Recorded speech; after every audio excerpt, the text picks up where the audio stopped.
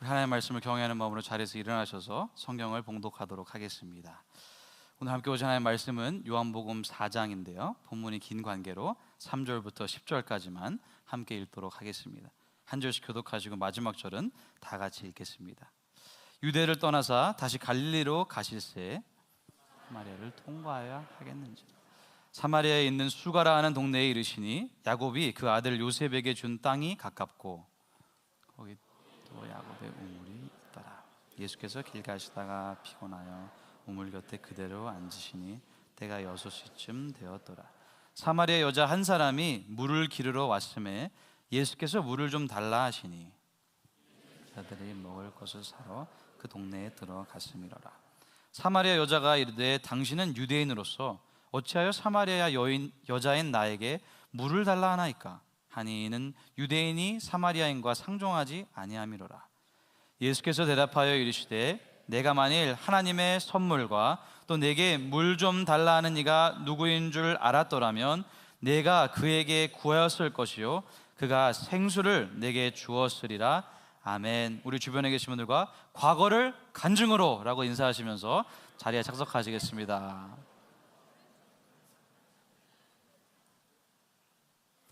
사랑하는 숟가락 가족 여러분, 여러분은 혹시 후회를 많이 하시는 편이신가요? 내가 왜 그렇게 말했을까? 왜 그렇게 행동했을까? 안 하기로 했는데 왜 똑같은 실수를 했을까? 크든지 작든지 인생을 살아가면서 후회가 없는 사람은 아무도 없을 것입니다. 많은 사람들은 후회 없는 삶을 살기를 원하지만 사실 인생을 살다 보면 여러 가지 이유로 후회할 만한 일들이 생기는 법입니다.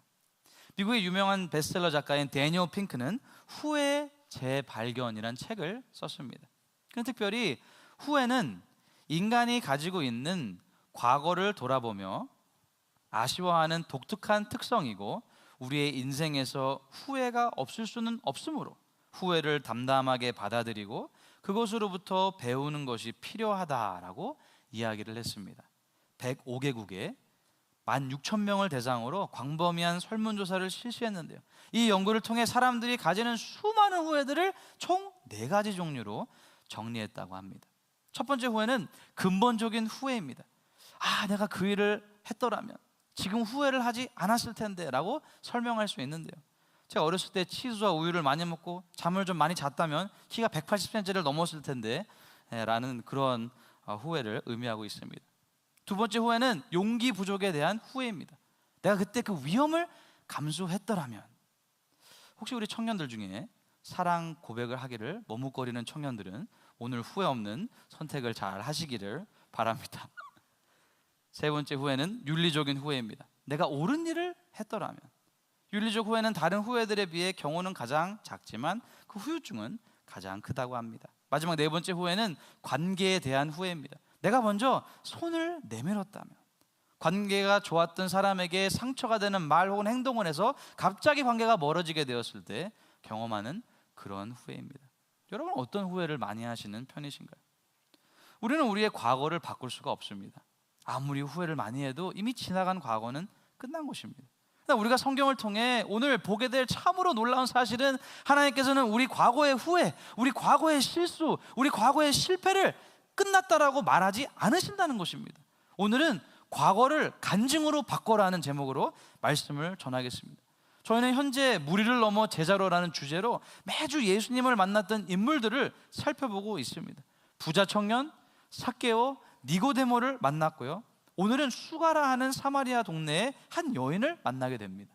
먼저 본문의 배경을 함께 보기 원하는데요, 요한복음 4장 3절과 4절입니다. 유대를 떠나사 다시 갈릴리로 가실새 사마리아를 통과하여야 하겠는지라. 제가 지도를 보면서 설명해 드리기 원하는데요, 예수님께서는 현재 지도가 밑에 여기 유대 지역에 계십니다. 그리고 갈릴리로 가셔야 되는데 그 중간에 빨간색으로 보시는 사마리아라는 지역이 있습니다. 사마리아에 사는 사람들은 유대인들이 전혀 상종하지 않았습니다. BC 722년에 북이스라엘이 아수르 제국에 멸망한 때부터 유대인과 아수르인 사이에 태어난 호남 민족이 바로 사마리아에 살았던 사마리아인들이었기 때문입니다.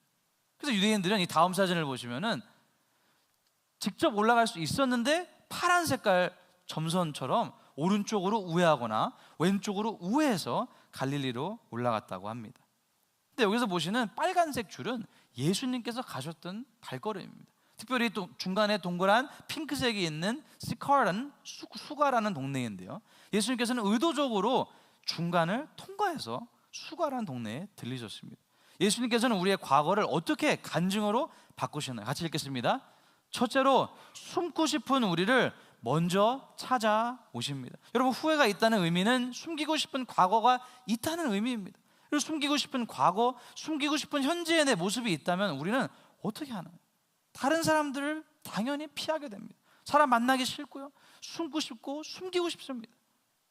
요한복음 4장은 바로 앞장인 요한복음 3장과 의도적으로 대조되는 구조로 작성되었는데, 니고데모는 한밤중에 예수님을 먼저 찾아왔는데 예수님께서는 수가성의 한 여인을 낮 12시에 먼저 찾아오셨습니다. 니고데모는 유대인들에게 존경받는 바리새인 사내들이의 공의회 회원이었고 부자였는데, 이 여인은 사마리아 사람이고 여인이고 모든 사람들을 피해 다니는, 우리는 이름도 모르는 그런 인물이었는데요, 하나님께서는 사회적으로 성공하고 모든 사람의 존경을 받고 돈을 많이 버는 사람만 보시는 게 아니라 오히려 모든 사람에게 버림받은, 아니 무리 중에 한 명으로 끼어오지도 못하는 후회 가득한 삶을 살고 있었던 옆으로 밀려난 인생에 대해 지극한 관심을 보이신다는 사실입니다. 성경은 예수님께서 4절에 사마리아를 통과해야 하겠는지라고 기록하고 있는데요, 그 이유는 바로 이 여인을 만나기 위함이었습니다. 후회 많았던 상처투성이었던 과거를 간증으로 바꿔주시기 위해 예수님께서는 이 여인을 찾아가셨던 겁니다. 예수님께서 어떻게 말씀하시는지 함께 보기 원하는데요, 7절 말씀입니다. 사마리아 여자 한 사람이 물을 기르러 왔음에 예수께서 물을 좀 달라 하시니, 예수님께는 사마리아 여인이 오기 전에 미리 우물에 도착해서 그녀를 기다리셨습니다. 유대인들은 상종하지도 않았던 사마리아인, 그것도 여자에게 먼저 말을 건네셨습니다. 이 여인이 얼마나 놀랐는지 우리는 9절에서 볼 수 있는데요, 9절 말씀 같이 읽겠습니다. 사마리아 여자가 이르되 당신은 유대인으로서 어찌하여 사마리아 여자인 나에게 물을 달라 하나이까 하니, 이는 유대인이 사마리아인과 상종하지 아니함이로라. 아멘.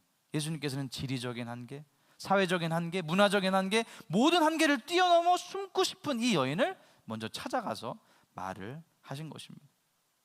우리는 이 여인이 숨고 싶어 했는지를 어떻게 알 수 있나요? 요한복음 4장 6절 하반절 쉬운 성경으로 같이 읽겠습니다. 그때가 대략 정오쯤이었습니다. About noontime.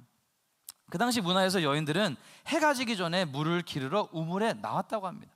그곳은 다른 여인들을 만나서 수다를 떠는 시간이었고 동네 소식도 듣고 서로 인사를 나누는 그런 시간이었다고 합니다.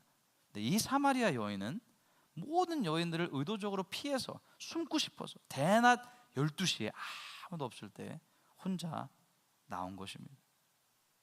이 사마리아 여인은 그날이 특별한 날이 될 것이라고 전혀 예상하지 않았을 겁니다. 근데 예수님께서는 그녀의 과거를 간증으로 바꿔주시기 위해 그녀를 그날 직접 친히 찾아가셨던 것입니다. 여러분은 어떠신가요? 오늘 예배가 또 한 번의 예배가 될 것이라고 생각하고 본당에 들어오셨을 수도 있습니다. 예수님께서는 바로 오늘 여러분의 문제 가운데 찾아오기를 원하십니다. 과거를 간증으로 바꾸실 때 제일 놀라운 사실은 그 시작이 바로 예수님이란 사실입니다. 이 여인은 지난주 니고데모와 달랐습니다. 니고데모는 자신이 영적으로 목마름이 있어서 예수님 앞으로 먼저 나왔습니다. 근데 이 여인은 과거의 상처가 너무 커서, 현재의 아픔이 너무 괴로워서 도무지 스스로 헤쳐나오지 못하고 있었습니다. 근데 이런 상황 가운데 있었던, 숨고 싶어 했던, 모든 사람을 피했던 이 여인을 예수님께서 먼저 찾아오셨던 것입니다. 예수님께서는 괜찮은 쪽 숨기고 싶은 우리의 과거와 현재 우리의 문제 속으로 찾아오기를 원하십니다. 어떤 분들은 목사님, 저는 숨기고 싶은 과거, 숨기고 싶은 지금 모습이 없는데요 라고 생각하실 수 있습니다. 우리 안에는 아무도 모르는 우리의 두려움과 염려, 우리의 숨겨진 죄의 습관들, 화, 짜증, 남을 비판하는 모습들, 험담, 음란함, 모든 죄악이 가득하게 있습니다. 우리는 죄성을 가지고 있는 죄인이기 때문에 우리 모두에게는 숨기고 싶은 과거, 숨기고 싶은 현재의 모습들이 있습니다. 저에게도 당연히 그런 모습이 있습니다. 제 고등학교 성적표와 SAT 점수는 절대로 보여드릴 수가 없습니다. 그런데 놀라운 사실이 무엇인지 아시나요? 과거의 아픔, 숨기고 싶은 추억, 아니면 현재 어려운 상황은 그 당시를 지날 때는 이것이 간증이 될 것이라는 생각이 들지 않는다는 것입니다.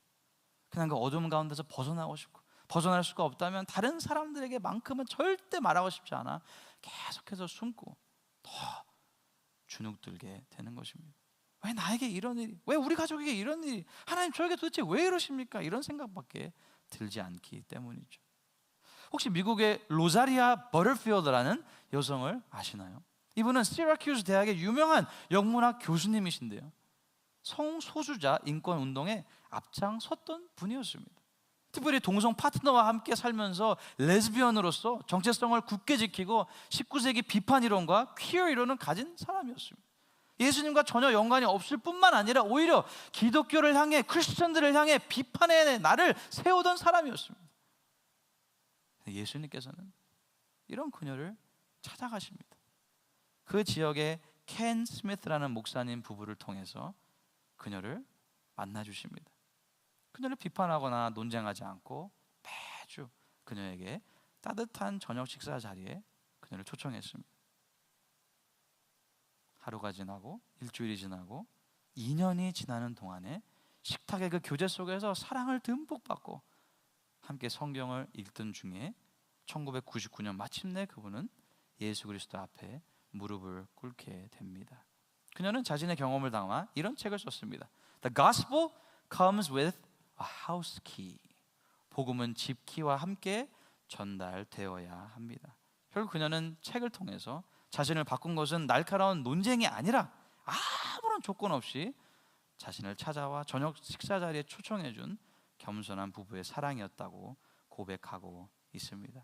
사랑하는 시끄럽 가족 여러분, 우리가 하나님에게서 멀리 떨어져서 숨고 싶을 때, 심지어 하나님과 완전히 멀리 있을 때조차도 하나님께서는 우리를 절대로 포기하지 않으십니다. 사람들을 피해 대낮 12시에 우물로 나오던 사마리아 여인을 먼저 찾아가신 예수님께서는 오늘 여러분을 찾아가기를 원하신다는 사실을 믿으시기 바랍니다. 예수님께서는 우리의 과거를 어떻게 간증으로 바꾸시나요? 같이 읽겠습니다.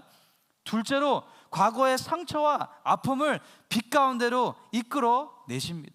예수님께서는 사마리아 여인을 찾아오시고 그녀에게 물을 달라고 먼저 말을 거신 후에 어떻게 말씀하시나요? 10절 말씀입니다.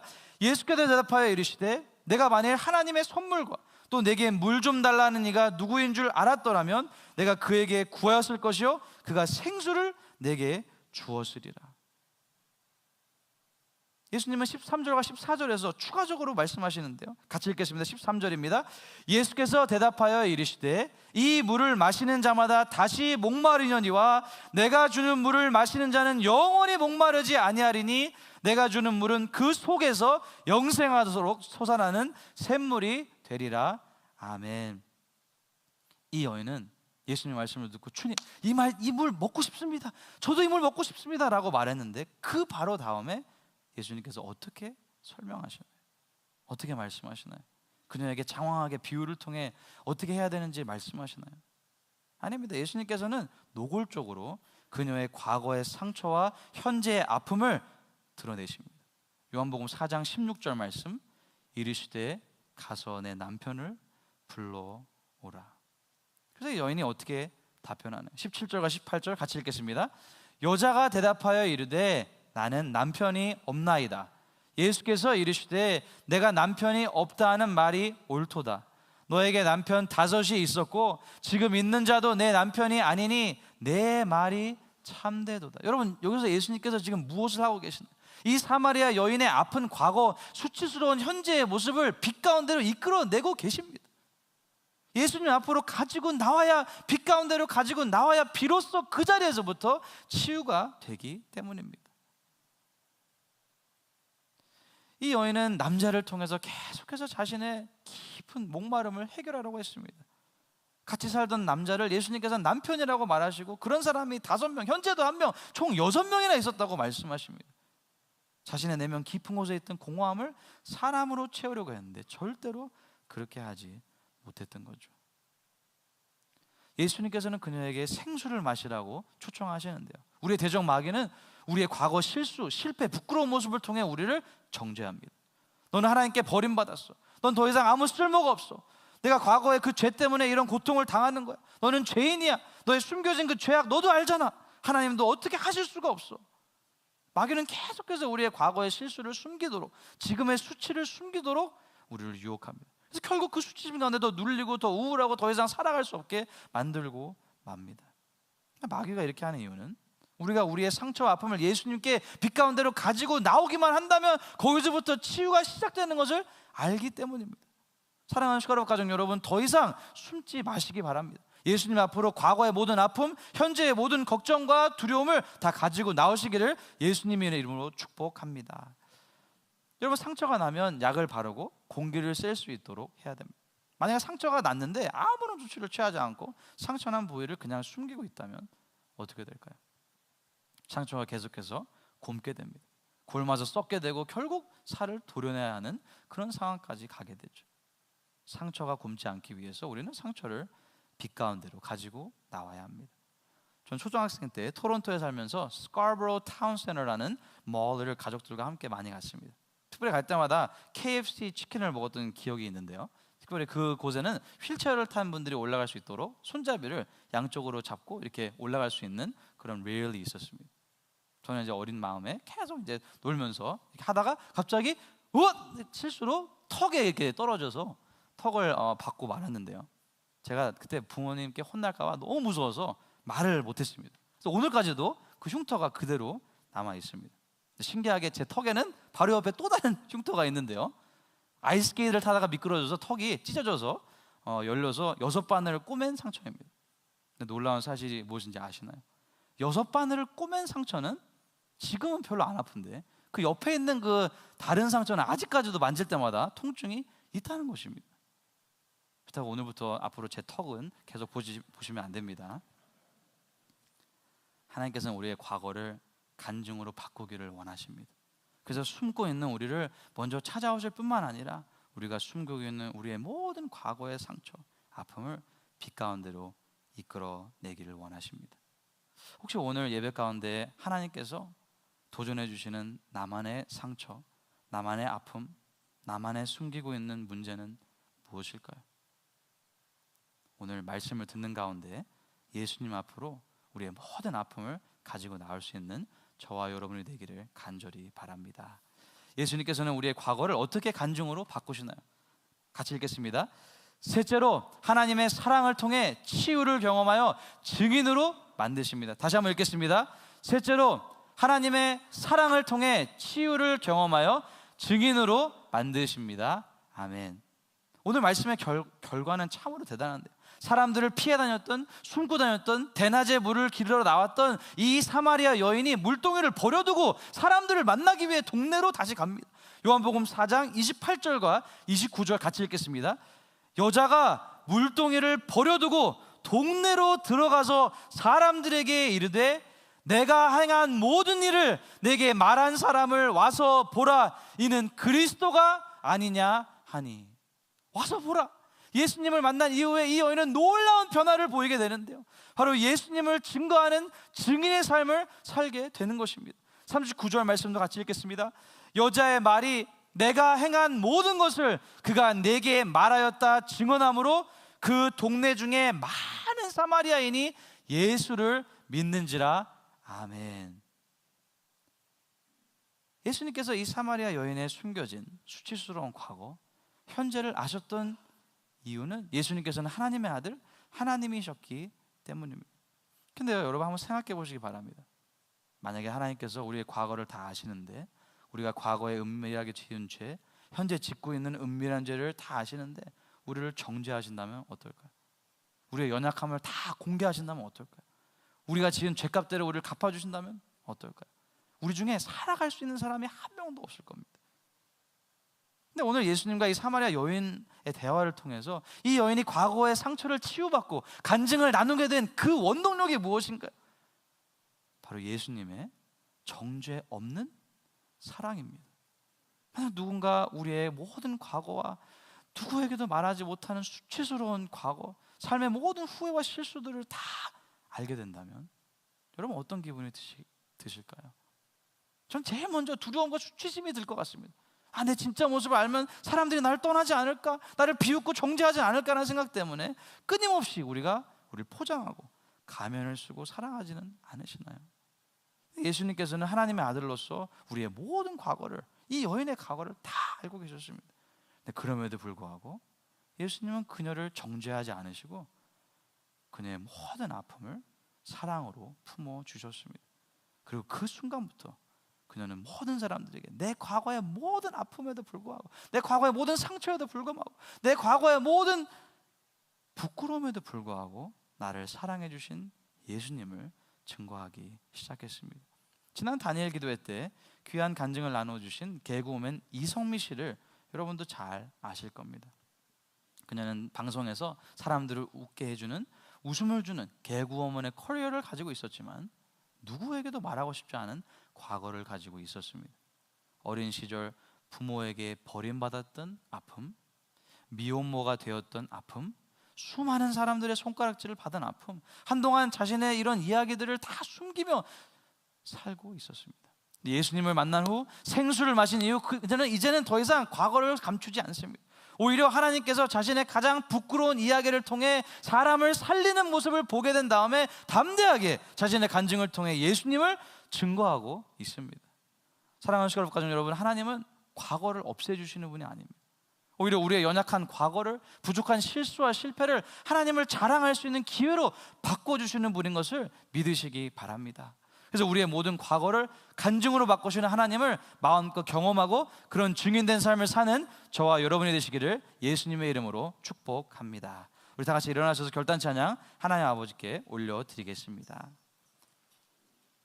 마음이 상한 자를 고치시는 주님, 하늘의 아버지, 날 주관하소서. 주의 길로 인도하사 자유케 하소서. 새 일을 행하사 부흥케 하소서.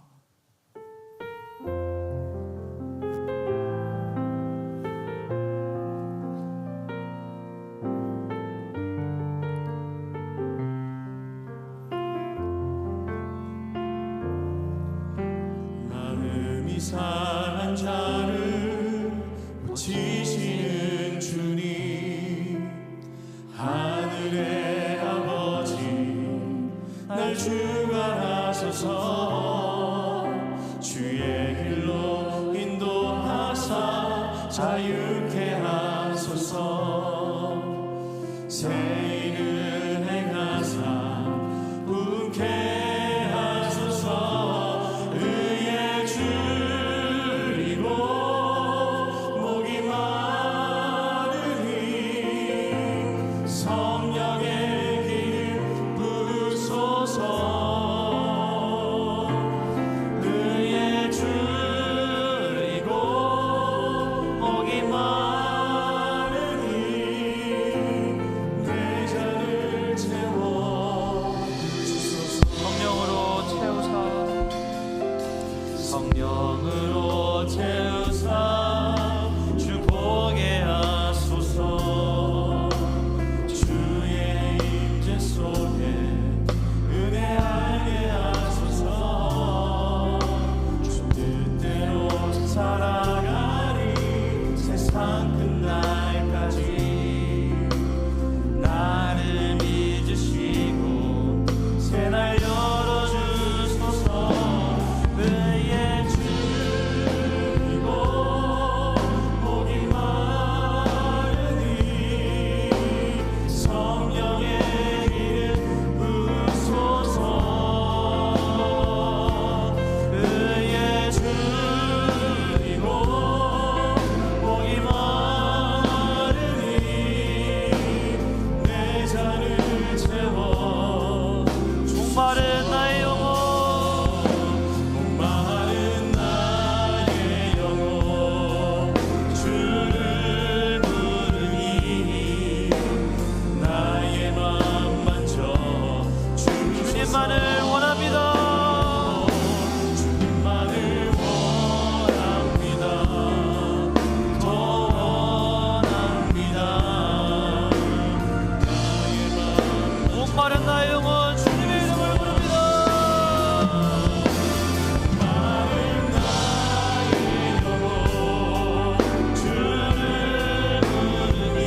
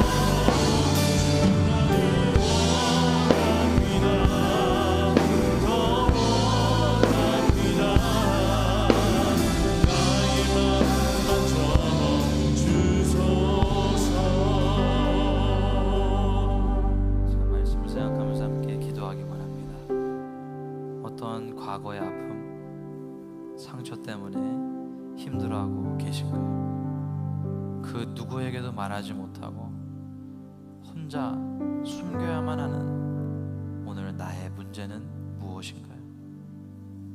혹시 사람들의 평가, 시선, 말에 지쳐서 혼자 끙끙거리며 살아가고 계시지는 않으신가요? 하나님께서는 오늘 우리의 모든 과거를, 현재의 아픔을 놀라운 간증으로 바꿔주시기를 원하십니다.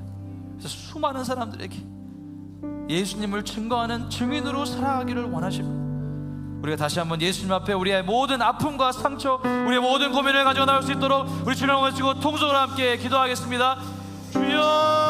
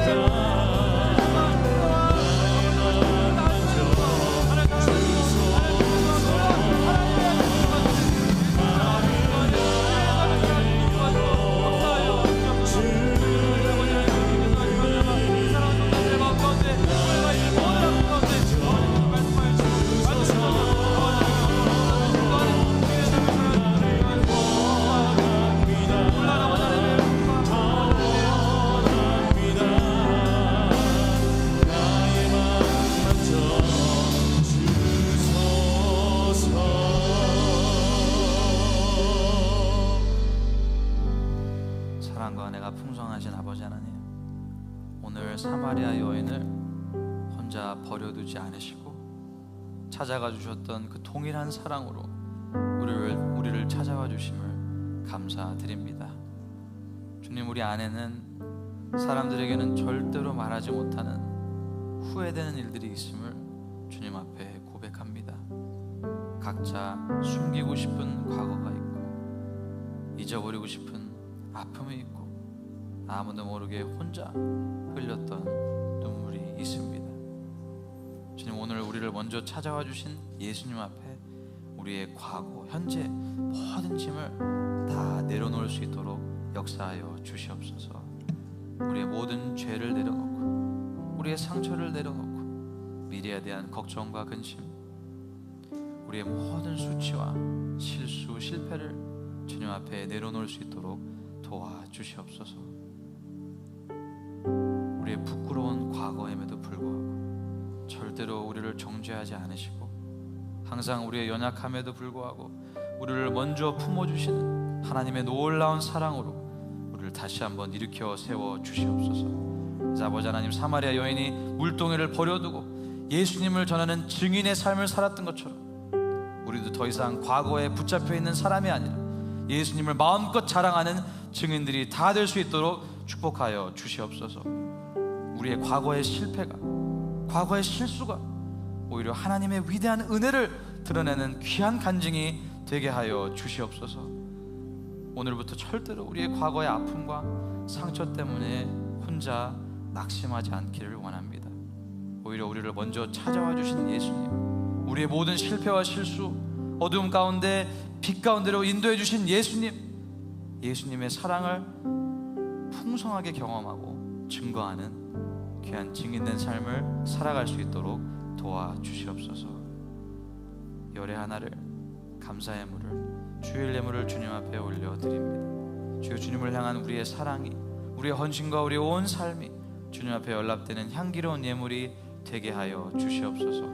한 주간을 살아가면서 저희들의 모든 삶이 예수 그리스도의 돌보심 가운데 풍성한 은혜를 경험하는 하루하루의 삶이 되게 하여 주시고, 모든 위험사고 질병 가운데 머리카락 하나 상하지 않도록 우리 사랑하는 성도님들과 저들의 가정, 자녀, 생업 우리 교회를 지키시고 복 내려 주시옵소서.